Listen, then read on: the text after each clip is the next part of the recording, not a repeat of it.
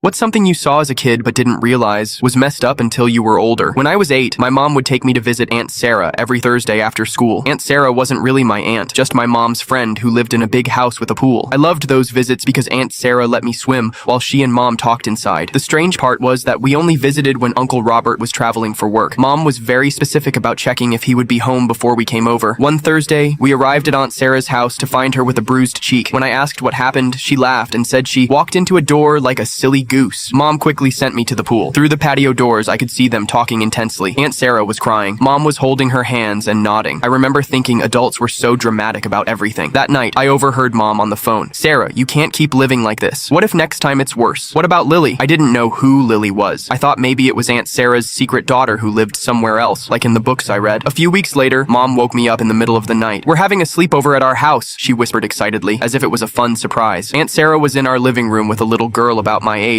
The girl was clutching a teddy bear and had a Hello Kitty backpack. "This is Lily," Mom said. "She's going to be staying in your room tonight. Can you share your bed?" Lily didn't talk much. She just stared at the floor and nodded when asked questions. When I asked where her dad was, she flinched. Aunt Sarah quickly changed the subject. That night, I woke up to Lily crying in her sleep. I didn't know what to do, so I just patted her arm until she quieted down. The next morning, Aunt Sarah and Lily were gone before I woke up. Mom looked tired, but relieved. "Where did they go?" I asked over breakfast. "To start an adventure," Mom said vaguely. "Sometimes people need to start fresh." We never visited Aunt Sarah again. When I asked about her, Mom would just say she moved away. I eventually forgot about them as years passed. 15 years later, I was helping Mom clean out our attic when I found a shoebox full of postcards. They were from different cities across the country, spanning several years, all signed simply S&L. One had a photo of the Grand Canyon with a message, "5 years free. Lily made the honor roll. Thank you for that night. You saved us both." I showed it to Mom, confused. "Is this from Aunt Sarah?" Mom sat down heavily. "Yes, Sarah and her daughter Lily. I thought Lily was her secret daughter. I didn't realize she lived there too. Lily wasn't a secret. She was just never allowed outside when Robert was home. He said she was too noisy." The memories came flooding back. Aunt Sarah's bruised face, the midnight sleepover, Lily flinching at the mention of her father. "Robert was hurting them," I said, finally understanding. Mom nodded. "For years. That night you remember. Sarah finally called me after he put his hands on Lily for the first time. We had 30 minutes while he was passed out drunk to get them out." "Where did they go?" "A women's shelter first, then Sarah's sister in Arizona. Then they kept moving whenever Robert got close to finding them." I stared at the postcards, seeing them differently now. They weren't just travel souvenirs. They were proof of survival. "Did he ever find them?" "No. He died 3 years ago." Mom's voice was flat. "Sarah and Lily live in Oregon now. Lily's in college." I remembered the little girl clutching her teddy bear, crying in her sleep beside me. How completely I had misunderstood everything happening around me.